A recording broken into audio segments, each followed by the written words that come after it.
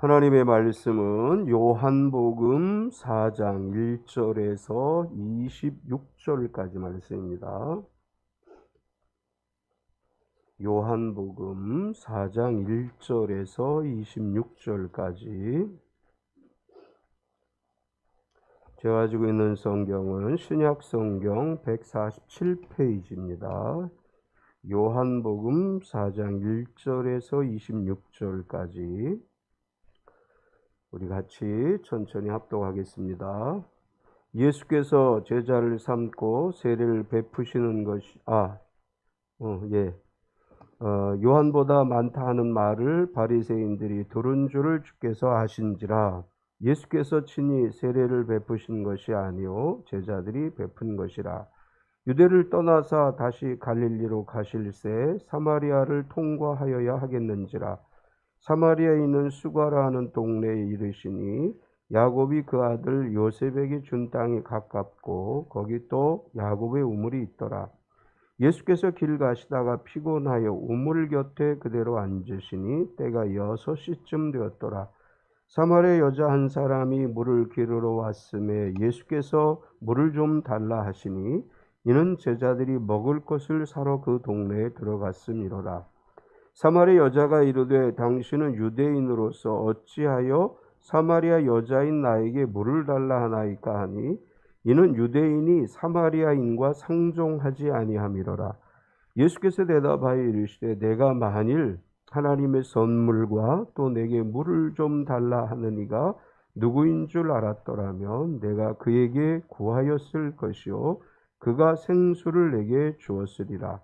여자가 이르되 주여 물 기를 그릇도 없고 이 물은 깊은데 어디서 당신이 그 생수를 얻겠사옵나이까. 우리 조상 야곱이 우물을 우리에게 주셨고 또 여기서 자기와 자기 아들들과 짐승이 다 마셨는데 당신이 야곱보다 더 크니이까. 예수께서 대답하여 이르시되 이 물을 마시는 자마다 다시 목마르려니와 내가 주는 물을 마시는 자는 영원히 목마르지 아니하리니 내가 주는 물은 그 속에서 영생하도록 솟아나는 샘물이 되리라. 여자가 이르되 주여 그런 물을 내게 주사 목마르지도 않고 또 여기 물 기르러 오지도 않게 하옵소서. 이르시되 가서 내 남편을 불러오라. 여자가 대답하여 이르되 나는 남편이 없나이다. 예수께서 이르시되 내가 남편이 없다 하는 말이 옳도다. 너에게 남편 5이 있었고 지금 있는 자도 내 남편이 아니니 내 말이 참되도다. 여자가 이르되 주여 내가 보니 선지자로소이다. 우리 조상들은 이 산에서 예배하였는데 당신들의 말은 예배할 것이 예루살렘에 있다 하더이다. 예수께서 이르시되 여자여 내 말을 믿으라. 이 산에서도 말고 예루살렘에서도 말고 너희가 아버지께 예배할 때가 이르리라. 너희는 알지 못하는 것을 예배하고 우리는 아는 것을 예배하노니 이는 구원이 유대인에게서 남이라. 아버지께 참되게 예배하는 자들은 영과 진리로 예배할 때가 오나니 곧 이때라. 아버지께서는 자기에게 이렇게 예배하는 자들을 찾으시느니라. 하나님은 영이시니 예배하는 자가 영과 진리로 예배할지니라.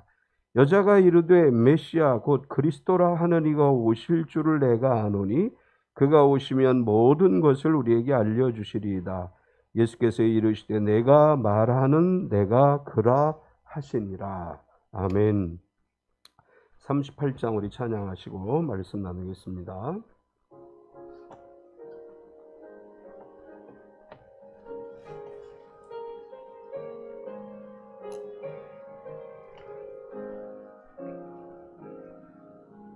예수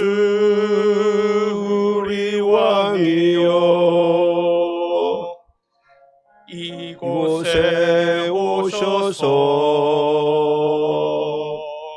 우리가 왕께 드리는 영광을 받아 주소서.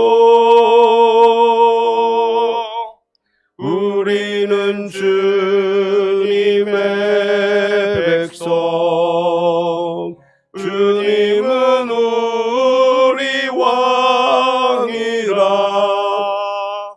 왕이신 예수님 오셔서 좌정하사 다스리소서. 예수 우리 주시여 이곳에 오셔서 우리가 주께 드리는 찬양을 받아 주소서. 우리는 주님의 종들, 주님은 우리 주시라. 주 되신 예수님 오셔서 이 찬양을 받아 주소서. 아멘. 우리 서로 환영하겠습니다. 주님의 이름으로 당신을 환영합니다. 앞뒤 옆 사람을 박수로 환영하겠습니다. 환영합니다. 우리 서로 축복하겠습니다. 몸은 건강하게, 마음은 평안하게, 삶은 행복하게. 예, 환절기이지요. 그리고 이번 주간에 제 주변에도 감기 걸려서 일주일 이상 고생하시는 분들이 꽤 있고, 우리 몇몇 분들이 코로나 확진을 받으셨는데 주님께서 함께 하셔서 이번 한 주간 코로나 걸리신 분들 온전히 회복되고, 또 감기 걸리신 분들도 회복되고, 우리 성도 모두 건강하고 평안하고 행복한 하루하루 되시기를 축원합니다. 아멘. 우리 유튜브로 참여하시는 모든 분들 환영하고, 또 건강하고 평안하고 행복한 한 주간 되시기 바랍니다. 사마리아는 북이스라엘의 수도였습니다. 그런데 북이스라엘의 호세아 왕 때에 아수르의 살마네셀 5세에게 포위되고 공격을 받았고, 3년이 지난 후에 사르곤 2세에 의해서 사마리아가 멸망하게 됩니다. 이때 아수르는 어떻게 하느냐 하면 북이스라엘의 지도자들을 아수르 제국 내의 고산에 있는 메대 지방이나 여러 지방으로 끌고 가서 흩어버렸고, 그리고 아수르의 관리들과 이방의 백성들을 사마리아로 데리고 와서 살게 했습니다. 그래서 사마리아는 유대인과 이 아수르 사람들, 그리고 아수르가 지배했던 나라들의 사람들이 함께 어우러져 살아가는 그런 나라가 됐어요. 그래서 유대인들에게 있어서는 유대 전통을 지키지 못하는, 유대 순수성을 상실해버린 이방인 취급을 하게 되고, 신앙도 변질되게 됩니다. 이런 역사적 배경 때문에 유대인들은 사마리아 사람들을 이방인으로 취급을 했고, 성경에 이제 그런 표현들이 등장하지요. 유대인은 사마리아 사람들과 상종도 하지 않는다. 그 이유가 뭐냐 하면 바로 아수르 시대의 그런 역사적 과정을 겪었기 때문입니다. 이제 그러다 보니까 정통 유대인들은 이제 이 여행을 할 때 사마리아를 거치지 않고 요단 동편 베레아 지역을 우회해서 지나갔다고 해요. 이제 사마리아를 거쳐서 가면 3일이면 갈 수 있는 거리를 우회해서 6일 정도 이동하는 그런 길들을 선택해서 이제 갔다고 합니다. 갈릴리에서 유대로 갈 때 사마리아를 거치면 좀 빨리 갈 수 있는데, 사마리아를 거치지 않고 가거나, 또 유대에서 갈릴리로 갈 때도 역시 사마리아를 거치면 빨리 갈 수 있는데 그 길을 선택하지 않는 것이 당시에, 예수님 당시에 전통 유대인들의 일반적 모습이었습니다. 그런데 오늘 말씀에 보면 예수님께서 유대에서 갈릴리로 가시는데 사마리아를 우회하지 않고 사마리아를 거쳐서 이제 갈릴리로 가시는 길을 선택하셨습니다. 예수님께서 사마리아로 일부러 들어가셨다고 볼 수 있죠. 왜냐하면 유대인들은 차별을 하지만 우리 하나님은 차별하지 않으신다. 이것을 보여주시는 거예요. 의도적으로 사마리아를 거쳐서 갈릴리로 가시면서 복음 안에서는 차별이 없음을 우리에게 보여주고 있는 것입니다.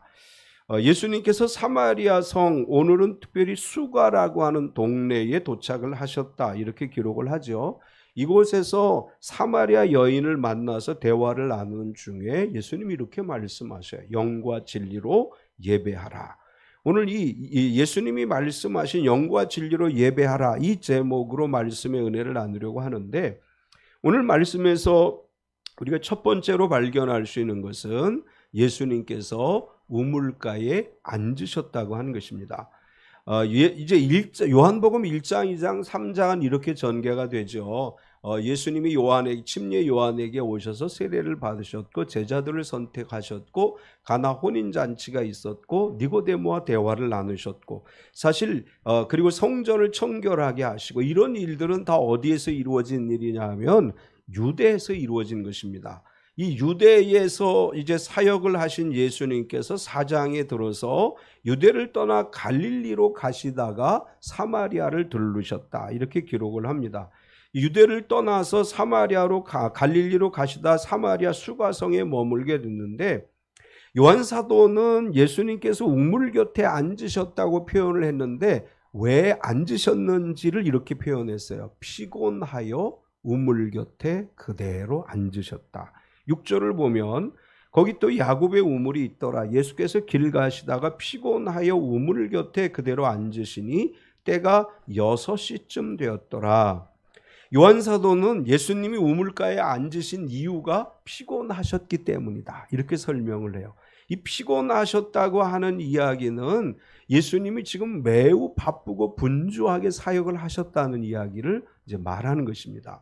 공생애를 시작하시면서 예수님은 계속해서 말씀을 가르치시고 병자를 고치시고 천국 복음을 전하시고 여러 가지 사역들을 행하셨고, 지금 유대를 떠나서 이제 갈릴리로 가시면서 아마도 이른 아침에 무더위가 시작되기 전에 예수님께서 출발을 하셨겠죠. 이렇게 출발을 하시다가 이제 6시가 돼서 우물가에 앉았다. 이 성경을 해석할 때 요한복음은 시간을 표기함에 있어서 두 가지 표기법을 사용한 것으로 봅니다. 하나는 로마의 시간을 표현하는 방법을 사용했고, 또 하나는 유대인들의 전통적 시간 개념의 시간을 사용했다. 일반적으로 요한복음에는 로마 시간의 표시가 되어져 있는데, 이제 여기에 6시는 과연 로마의 시간을 얘기하는 것이냐 유대의 시간을 이야기하는 것이냐라고 이야기할 때 대부분의 해석자들은 여기 6시는 유대인들의 6시를 이야기하는 것이고 정오를 의미하는 것이다 이렇게 해석을 합니다. 예수님께서 아침에 출발하셔서 정오 시간이 돼서 우물에 도착을 하셨습니다. 그리고 피곤하셨어요. 우리가 상상해 보건대 한 9시, 8시쯤 출발해서 정오까지 걸었다고 할 때 굉장히 피곤하죠. 몇 시간 동안 걸었으니까. 이것은 또 한편으로 이것을 말씀하시는 거예요. 예수님의 성육신을 부정하는 이단들에게 예수님은 완전히 성육신하신 분이시다. 그분은 하나님이시지만 우리와 똑같은 인간의 몸을 입고 계시기 때문에 피곤을 느끼신 분이시다. 이렇게 설명하는 것입니다. 예수님은 피곤하신 것을 느끼셨을 뿐 아니라 지금 시간이 매우 시장하신 시간이에요. 이제 식사를 아직 못했기 때문에 8절에 보면 이는 제자들이 먹을 것을 사러 그 동네에 들어갔음이로라. 이제 이 시간을 정오라고 우리가 추정해 볼 때 아침 식사를 하시고 이제 하루 종일 걸어서 수가에 도착을 했어요. 그리고 우물 곁에 앉으셨어요. 이제 점심을 먹어야 되는데 점심이 도시락이 준비가 안 돼 있었어요. 그러니까 피곤하고 배고프신 상황이다 이렇게 볼 수 있어요. 허기진 상태에서 앉아 계신 예수님, 요한이 이렇게 예수님의 모습을 기록한 이유는 뭐냐 하면 예수님께서는 우리가 피곤하고 배고파고 지쳐 있는 것을 이해하시고 아신다. 그런 의미의 메시지를 주고 있는 것입니다. 하나님은 우리가 쉬지도 않고 일하라고 말씀하지 않아요. 우리가 성경을 좀 잘못 이해하면 하나님이 능력을 주시는데 뭐가 피곤해? 이렇게 얘기할 수 있어요. 그런데 예수님도 피곤하셨어요. 예수님도 피곤하셨고 예수님도 배고프셨어요. 예수님은 우리가 피곤하신 거를 다 이해하시는 분이에요. 우리가 배고픈 거 이해하시는 분이에요. 우리가 힘들어하는 것도 예수님은 다 이해하셔요. 그래서 말씀하시는 거예요. 수고하고 무거운 짐진 자들아 내게로 오라. 내가 너희를 쉬게 하리라. 일주일 동안 세상에서 힘들게 일하신 우리 성도들 예수님이 이렇게 말씀하셔요. 힘들었지? 내가 너 잘 알고 있어. 피곤하지? 너 피곤한 거 내가 다 이해할 수 있어. 예수님이 이렇게 우리에게 말씀해 주십니다. 피곤해서 앉아 계시던 예수님은 사마리아 수가라는 동네에 살고 있는 물 길러 온 여인에게 물 좀 달라 이렇게 말씀을 하셔요. 7절을 보면 사마리아 여자 한 사람이 물을 기르러 왔으며 예수께서 물을 좀 달라 하시니 오전에 걸어서 사마리아 이제 정오라고 추정해 볼 때 사마리아에 도착하신 예수님 배도 고프셔요. 피곤하셔요. 물을 마셔야 되겠는데 물을 뜰 그릇이 없어요. 이제 옛날에 우물물 기억하시죠? 우물 이렇게 보면 이렇게 드레박으로 물을 퍼서 떠올려서 마셨던 저도 어린 시절에 우리 우물물 먹었던 기억이 있는데 예수님이 지금 사마리아에 앉아있는 우물 곁에도 역시 여인의 이야기로 추정해 보건대 상당히 깊어요. 그리고 물을 떠서 마실 그릇이 없는 상황이었어요. 그러니까 햇볕이 뜨겁게 내리쬐고 배도 고프고 목도 마른데 물을 드실 수 없는 상황이었고 여인이 물 길러 온 것을 보시고 그 여인에게 이야기하시는 거예요. 나에게 물을 좀 달라. 물을 좀 먹게 해달라. 이 예수님께서 목말라 하실 때 이 여인에게 물을 달라고 하니까 여인이 어떻게 반응을 했느냐 하면 그래요? 목마르세요? 내가 물을 드릴게요. 이렇게 말한 것이 아니고 9절에 보면 사마리아 여자가 이르되 당신은 유대인으로서 어찌하여 사마리아 여자인 나에게 물을 달라 하나이까 하니 이는 유대인이 사마리아인과 상종하지 아니함이로라. 역사적인 배경을 잠깐 말씀을 드렸죠. 이 역사적인 이유 때문에 유대인들은 사마리아 사람을 상종하지 않아요. 유대인 취급을 안 해요. 그런데 예수님이 유대인인 예수님이 물을 달라고 하니까 여자가 아주 의아해하면서 묻는 거예요. 아니 당신 유대인이잖아요. 근데 왜 나한테 물을 달라고 하세요? 이 이야기 전개로 볼 때 여인이 예수님에게 물을 드리지 않은 거 안 드리려고 했던 것 같아요. 그냥 물을 달라고 하면 예, 물 좀 드세요 이렇게 하는 것이 아니고 아니 유대인인 당신이 왜 나에게 물을 달라고 합니까? 이렇게 이제 물을 잘 드리지 않고 의아해하면서 질문을 하고 있는 것 같이 보입니다. 그러자 예수님이 이렇게 말씀하세요. 내가 구하면 생수를 내게 주었으리라. 10절을 보면 예수께서 대답하여 이르시되 내가 만일 하나님의 선물과 또 내게 물 좀 달라 하는 이가 누구인 줄 알았더라면 내가 그에게 구하였을 것이요 그가 생수를 내게 주었으리라. 여인이 예수님이 물을 달라고 하니까 아니 유대인인 당신이 왜 나에게 물을 달라고 합니까? 그리고 고분고분하게 물을 주지 않아요. 그 예수님께서 그 여인에게 이렇게 얘기합니다. 내가 만일 하나님의 선물과 내게 물을 달라 하는 사람이 누구인 줄 알았더라면 너는 오히려 그에게 구했을 것이다. 다르게 얘기하면 너는 나에게 구했을 것이다. 그러면 내가 너에게 생수를 줄 것이다. 이렇게 예수님께서 말씀을 하십니다. 근데 여자가 또 질문을 하죠. 11절에 보면 여자가 이르되 주여 물 기를 그릇도 없고 이 물은 깊은데 어디서 당신이 그 생수를 얻겠사옵나이까. 예수님께서 내가 나에게 물을 구하면 내가 오히려 너에게 생수를 줄 것이다 하니까 또 이제 이해가 안 되는 거예요. 예수님은 지금 물 드실 그릇이 없어서 여인에게 물을 달라고 하시는데 내가 너에게 물을 줄 수 있다 이렇게 얘기하니까 여인이 질문을 합니다. 아니 그릇이 없잖아요. 이 우물은 깊어요. 당신이 어떻게 나에게 물을 줄 수 있습니까? 이렇게 여인이 반응합니다. 이것은 대개 사람들의 반응이에요. 주님 그게 어떻게 가능해요? 바가지 없잖아요. 드레박 없잖아요. 어떻게 물 주실 건데요? 우리가 신앙생활 하다 보면 이 사마리아 여인같이 반응할 때가 있어요. 그게 어떻게 가능하죠? 예수님 드레박 없어요. 바가지 없어요. 물 우리가 주실 수 없잖아요. 우리가 어떤 일을 하려고 할 때 우리가 해결할 수 없을 것처럼 보이는 상황에 도래했을 때 우리가 그렇게 반응해요. 어떻게 주실 건데요? 방법이 없잖아요. 우리가 이렇게 반응한다고 하는 거예요. 이 여인의 반응은 우리의 믿음 없음의 반응입니다. 우리에게 무엇을 요구하시느냐 하면 주께서 하실 수 있습니다. 이 믿음을 요구하시는 거예요. 주님, 그게 어떻게 가능해요? 이것이 여인의 반응이라면 믿음의 사람들은 주님, 그것이 될 줄 믿습니다. 이런 반응이 우리에게 있어야 될 줄 믿습니다. 두 번째는 내가 주는 물을 마시는 자는 영원히 목마르지 아니하리라. 내가 나에게 구했으면 내가 생수를 줄 것이야. 그렇게 말하니까 물 기를 그릇도 없으시면서 당신이 마실 물도 물도 못 마시면서 무슨 생수를 준다고 하십니까? 이렇게 물어볼 때 예수님께서 이렇게 말씀하셨어요. 이 물을 마시는 자마다 다시 목마르려니와. 12절과 13절을 보면 우리 조상 야곱이 이 우물을 우리에게 주셨고 또 여기서 자기와 자기 아들들과 짐승이 다 마셨는데 당신이 야곱보다 더 크니까 예수께서 대답하여 이르시되 이 물을 마시는 자마다 다시 목마르려니와. 예수님께서 내가 나에게 구했으면 내가 너에게 생수를 줄 것이다 이렇게 말씀하신 다음에 지금 내가 나에게 주는 이 물을 마시면 또다시 목마르다. 당연한 거죠. 우리가 물 한 번 먹었다고 해서 하루 종일 목이 안 마르고 갈증이 안 나는 게 아니잖아요. 물을 먹어도 또 먹고 싶고 또 먹고 싶은 거예요. 물이라고 하는 거, 우리가 육체적으로 마시는 이 물은 영원한 해갈이 이루어지지 않습니다. 마찬가지로 양식도 마찬가지죠. 우리가 아침에 밥 먹으면 하루 종일 배 안 고픈 거 아니죠. 밥 한 끼 먹고 1년을 사는 것도 아니에요. 먹어도 또 배가 고파요.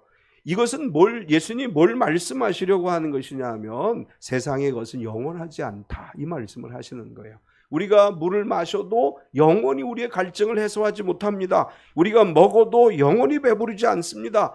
영원히 우리를 만족할 수 있는 것은 아무것도 없다. 예수님이 이것을 우리에게 말씀하시는 거예요. 세상이 우리에게 주는 것은 영원히 만족할 수 없습니다. 일순간의 만족을 얻을 수 있고 일순간의 배부름과 갈증을 해소할 수는 있지만 영원히 갈증을 해소하고 영원한 배고픔을 해결하고 영원한 만족을 누릴 수는 없는 것이다. 이렇게 말씀하시면서 예수님 계속해서 이렇게 말씀하셔요. 내가 주는 물은 영생하도록 솟아나는 샘물이 되리라. 14절을 보면 내가 주는 물을 마시는 자는 영원히 목마르지 아니하리니 내가 주는 물은 그 속에서 영생하도록 솟아나는 샘물이 되리라. 이 물, 내가 지금 나한테 주는 이 물을 먹으면 또 목말라. 그런데 내가 너에게 생수를 주면 그 물은 너를 영원히 목마르지 않게 할 것이고 내가 주는 물은 그 속에서 영생하도록 솟아나는 샘물이 되게 할 것이다.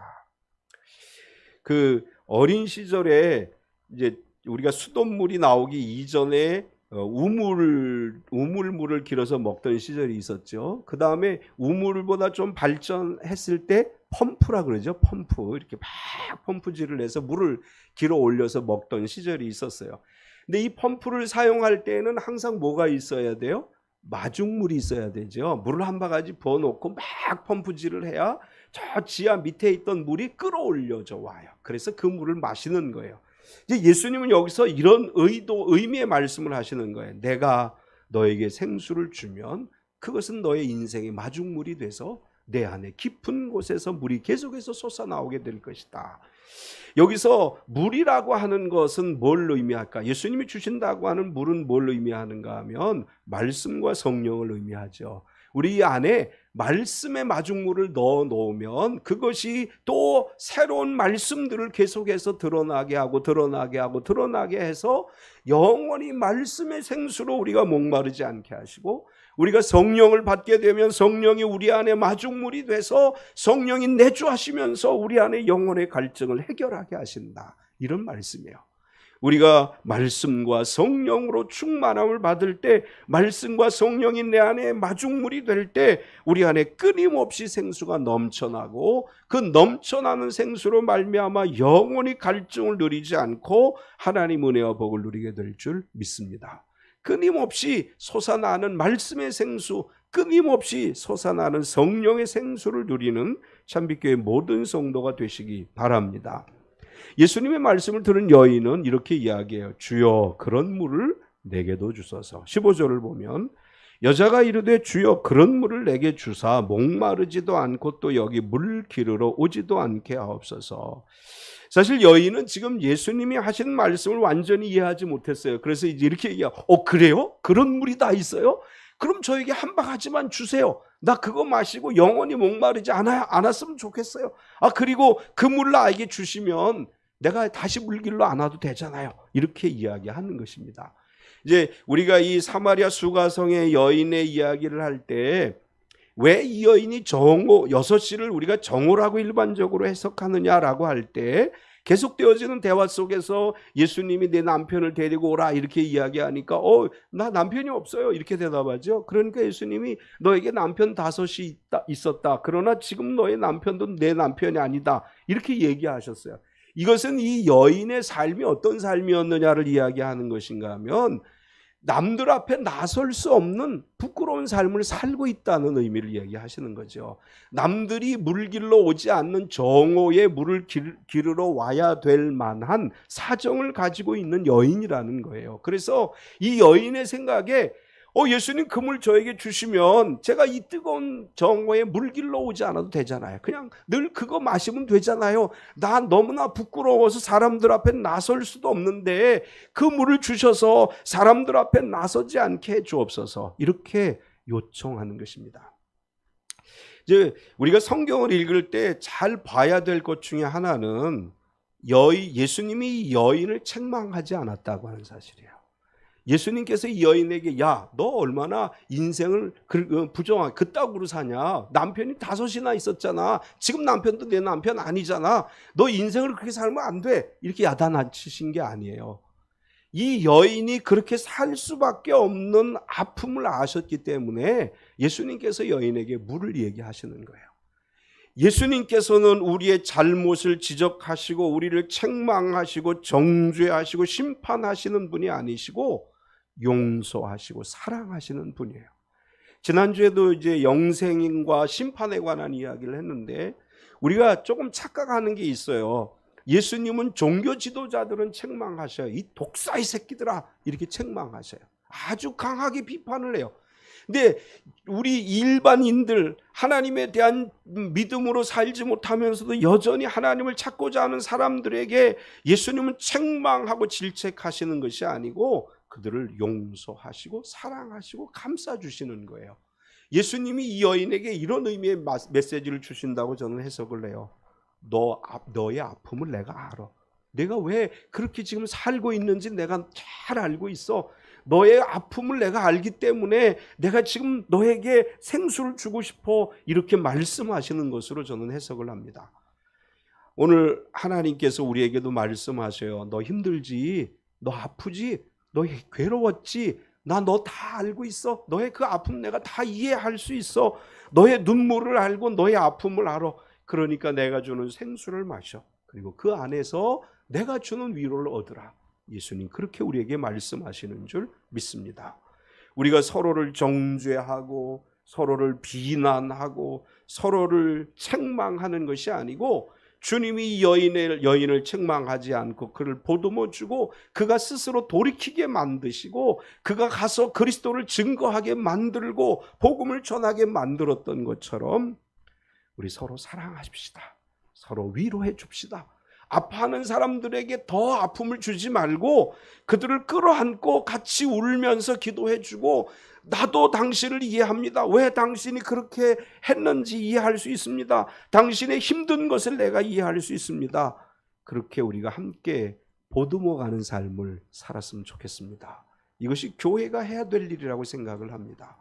세상을 향해서 다가가서 아픈 사람들을 끌어안아주고 함께 눈물로 기도하고 예수님이 그렇게 하신 것처럼 진정으로 하나님의 사랑을 나누는 우리 참빛교회, 그래서 생수가 우리 모두 속에 넘쳐나는 삶이 되시기를 축원합니다.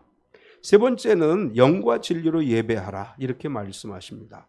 이제 물을 달라고 말씀을 시작하셨지만 결국 복음을 증거하게 되는데 여인과 쭉 대화를 하시는 상황 속에서 예수님이 여인에게 이렇게 얘기합니다. 아버지께 예배할 때가 이르리라. 16절에서 21절까지를 보면 이르시되 가서 내 남편을 불러오라. 여자가 대답하여 이르되 나는 남편이 없나이다. 예수께서 이르시되 내가 남편이 없다 하는 말이 옳도다. 너에게 남편 5이 있었고 지금 있는 자도 내 남편이 아니니 내 말이 참되도다. 여자가 이르되 주여 내가 보니 선지자로소이다. 우리 조상들은 이 산에서 예배하였는데 당신들의 말은 예배할 곳이 예루살렘에 있다 하더이다. 예수께서 이르시되 여자야 내 말을 믿으라. 이 산에서도 말고 예루살렘에서도 말고 너희가 아버지께 예배할 때가 이르리라. 여인은 어떤 상황인지 잘 이해하지 못했지만 예수님의 말씀을 듣고 이분이 선지자이신가? 하나님의 사람인가? 이렇게 생각했습니다. 그래서 질문을 해요. 우리 조상들은 이 산에서, 이제 이건 사마리아의 전통을 얘기하는 거예요. 사마리아 사람들이 이제 아수르의 과정을 겪으면서 예루살렘에 예배하러 못 올라가고 사마리아에서 예배하고 있음을 이야기하는 것인데, 우리 조상들은 이 산에서 예배하는데 당신들 유대인들은 예배할 곳이 예루살렘에 있다고 합니다. 이건 무슨 얘기냐 하면 예배에 대한 갈망이 그에게 있다는 거예요. 지금 이 여인은 지금 사마리아 사람이고 또 자신이 떳떳하지 못한 삶을 살아가고 있지만 예수님을 만나면서 어떤 마음이 생겼느냐 하면 예배에 대한 열망이 생긴 거예요. 예수님께서 먼저 예배에 대한 이야기를 하신 게 아니에요. 이 여인이 먼저 이야기를 해요. 우리 조상들은 이 산에서 예배하는데 당신들은 예루살렘에 예배할 곳이 있다고 합니다. 그러니까 예수님 뭐라고 말씀하시느냐 하면 이 산도 말고 예루살렘도 말고 중요한 게 뭐냐? 아버지께 예배할 때가 이르리라. 지금 여인에게 있어서는 굉장히 힘든 삶을 살아가고 있는 상황인 것이 분명합니다. 이런 힘든 상황 속에서 여인은 뭘 생각했느냐 하면 하나님을 바라보는 거예요. 하나님께 예배하고 싶은 열망이 그에게 있었던 거예요. 사마리아 여인이기 때문에 완전 유대인도 아니고 완전 이방인도 아니에요. 그래서 그 내면에는 하나님에 대한 열망이 있었고 예수님 시대에 그리스도에 대한 대망사상이 있었던 이 사마리아 사람들도 그리스도 대망사상이 있었습니다. 사는 게 너무나 힘든 이때 여인이 생각하고 있는 것은 이 고난 속에서 나를 건져주실 하나님을 예배하고 싶다고 하는 열망이 있었고, 그러한 열망을 가지고 있는 여인에게 예수님께서 말씀하시는 거예요. 예배라고 하는 것은 어느 곳에서 드리는 것이 중요한 것이 아니고 예배할 때가 이르면 그때 하나님을 예배하는 것이다. 이렇게 말씀하고 있는 것입니다. 지금은 예배할 때인 줄 믿습니다. 지금 우리가 나라도 어렵고 또 여러 가지 어려울 때이죠. 지금 우리가 해야 될 일은 어디에서 예배하는가 보다 더 중요하게 우리가 살아가는 삶의 현장에서 하나님을 예배하기 힘쓰는 예배할 때인 줄로 믿습니다. 그리고 예수님 계속해서 이렇게 말씀하셔요. 너희가 아버지께 예배할 때가 이르리라. 우리가 누구를 예배해야 되는지를 분명하게 알아야 되죠. 우리가 예배할 분은 하나님이십니다. 이 산에서 예배하느냐 예루살렘 성전에서 예배하느냐가 중요한 것이 아니고 누구에게 예배하느냐가 중요한 것이고, 예수님은 사마리아 여인에게 그 이야기를 해주시는 거예요. 정말 지금 중요한 게 뭐냐? 예루살렘 성전에서 예배하느냐 사마리아 산에서 예배하느냐가 중요한 게 아니고 누구에게 예배하느냐가 중요한 것인데 아버지께 예배할 때이다. 하나님께 예배할 때이다. 우리의 대상, 예배의 대상은 하나님이신 줄 믿습니다. 우리 하나님을 예배하기 위해서 모인 거죠. 우리가 하나님을 예배하기 위해서 예배를 드리는 것이고 성부, 성자, 성령 하나님을 예배하기 위해서 이곳에서 예배하는 거예요. 우리에게 있어서 중요한 것은 삼위일체 하나님을 예배하고 은혜의 보좌 앞에 나아가는 것입니다. 계속해서 예수님 이렇게 말씀하셔요. 우리는 아는 것을 예배한다. 22절을 보면 너희는 알지 못하는 것을 예배하고 우리는 아는 것을 예배하노니 이는 구원이 유대인에게서 남이라. 예배에 대한 관심을 보이고 있는 여인에게 예수님은 예배할 때가 이르리니 하나님께 예배해야 된다. 이렇게 말씀하시면서 사마리아 사람들은 이 산에서 예배하는데 누구에게 예배하는지 어떤 예배를 드리는지 모르고 예배한다. 그러나 우리는 어떠한 예배를 드려야 되고 누구에게 예배를 드려야 하는지를 분명하게 알고 있고 우리는 그 알고 하나님을 예배하는 것이다. 이렇게 말씀하고 있습니다. 요즘 이제 뉴스 핫 이슈가 되고 있는 것이 넷플릭스에서 한 이제 신이 나는 신이다, 신이 버린 사람, 부제가 이렇게 되죠. 저는 그거 사실 우리 예림이가 이렇게 넷플릭스 가입을 해가지고 아빠 시간이 있을 때 봐 그러고 해놨어요. 볼 마음이 안 생겨요. 왜냐하면 어떤 의도이든지 이게 복음의 장애가 될 것 같다는 염려가 생겨요. 정말로 하나님을 예배하고 하나님께 우리가 나아가는 게 중요한데, 잘못된 사람들로 인해서 하나님의 이름이 영광을 가리고 복음이 전달되는 것이 이게 장애물이 된다면 정말로 마음 아픈 일이에요. 잘못된 예배 때문에, 잘못된 그 신앙 때문에, 이단의 미혹됨으로 인해서 그것이 사회적 무리를 일으키게 되고 그것으로 인해서 결국은 하나님의 영광을 가린다고 하는 이 현실이 저는 너무나 마음이 아파요. 또 3.1절에 이 세종시에서 이렇게 일장기를 건 목사 이야기 들으셨죠. 너무나 화가 나는 거예요. 정말 목사라면 복음을 위해서, 하나님의 영광을 위해서 해도 시원치 않을 판에 어떻게 그런 짓들을 할 수가 있는가. 저는 목회자들이 정치적인 발언하는 거를 반대하는 사람이에요. 정치적인 발언은 복음을 방해합니다. 우리가 해야 될 일은 복음을 전하는 거지 정치를 이야기하는 게 아니에요. 이 넷플릭스에서 나온 그 나는 신이다 이 시리즈와 함께 그 일장기 목사의 이야기는 한국 교회에게 아주 큰 아픔을 준 거예요. 우리가 복음을 전하는 데 있어서 이거는 장애물이 되는 것이지 그 어디에도 하나님의 영광이 드러나지 않죠. 감사하게도 우리는 바로 알고 예배하는 사람들이에요. 우리가 이 자리에 있다는 것은 예배 대상을 바로 알고 어떤 예배가 진정한 예배인 줄을 알고 예배하는 사람들입니다. 우리의 이 신앙을 잘 지켜갑시다. 이런 신앙이 흔들리지 맙시다. 누가 뭐라고 해도 성부, 성자, 성령 삼위일체 하나님을 믿고 성경적 신앙을 가지고 하나님의 말씀에 충만한 신앙생활 하는 거, 이것이 예수님이 말씀하시는 우리는 아는 것을 예배하는 거예요. 아는 것을 예배하는 신앙, 진리를 따라가는 신앙이 돼서 영과 진리로 하나님을 예배할 때 하나님의 은혜와 은총과 축복이 우리 가운데 임할 줄로 믿습니다.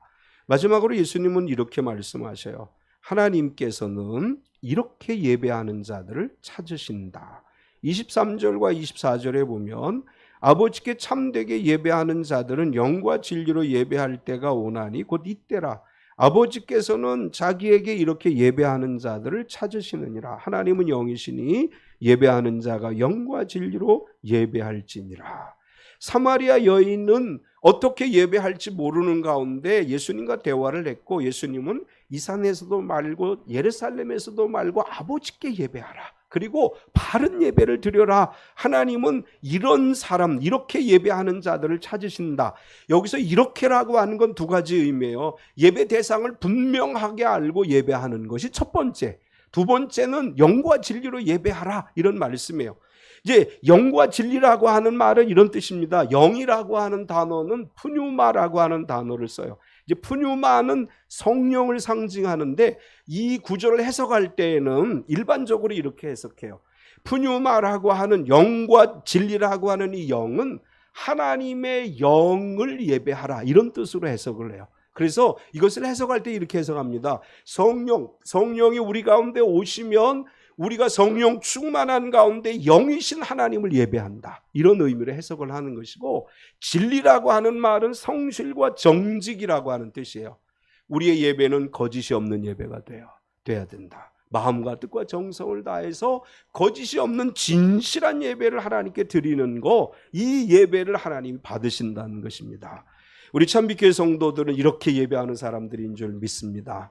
하나님을 예배하고 성령 충만한 가운데 하나님의 영이신 하나님의 영 앞에 예배를 드리고 거짓이 없는 진실함으로 하나님을 예배드리는 참빛교회인 줄 믿습니다.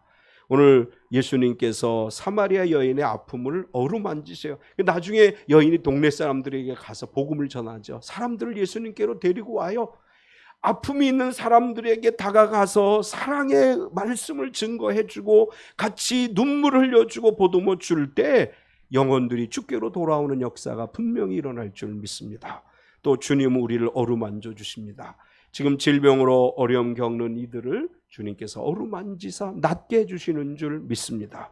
여러 가지 마음에 상처받은 이들에게 찾아오셔서 주님이 어루만지시며 등을 다독여 주시면서 말씀하세요. 내가 너를 잘 알고 있어. 힘을 내 일어서라고 말씀하시고, 그리고 우리의 예배를 받으시는 줄 믿습니다.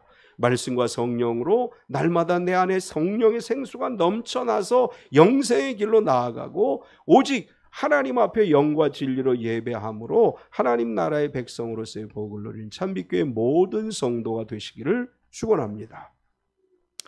하나님 감사합니다. 오늘도 우리가 말씀을 들었습니다. 우리가 이 땅 살아가는 동안 육적으로 갈급하고 영적으로 갈급하고 또 만족이 없는 삶을 살아갑니다. 성령이 오셔서 성령 안에서 우리가 생수가 넘치게 하시고, 또 말씀이 우리 안에 생수가 돼서 우리 심령 가운데 하나님의 말씀의 은혜가 넘쳐나게 하여 주시옵소서. 사마리아 여인과 같이 아픔을 갖고 살아가는 사람들이 있습니다.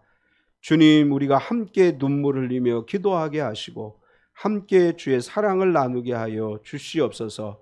진실로 위로가 필요한 성도들을 위로하여 주시고, 치료가 필요한 성도들을 치료하여 주시고, 하나님 품 안에 안아주셔서 복음의 진리 가운데 살아가게 하여 주시옵소서. 우리는 오직 하나님을 예배하는 자들 되게 하여 주시고, 영과 진리로 예배하는 자들이 되게 하여 주시옵소서.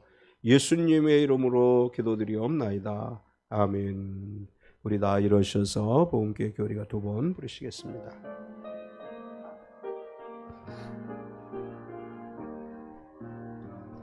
주님은 나의 구세주시며 성령의 세례 주시느니,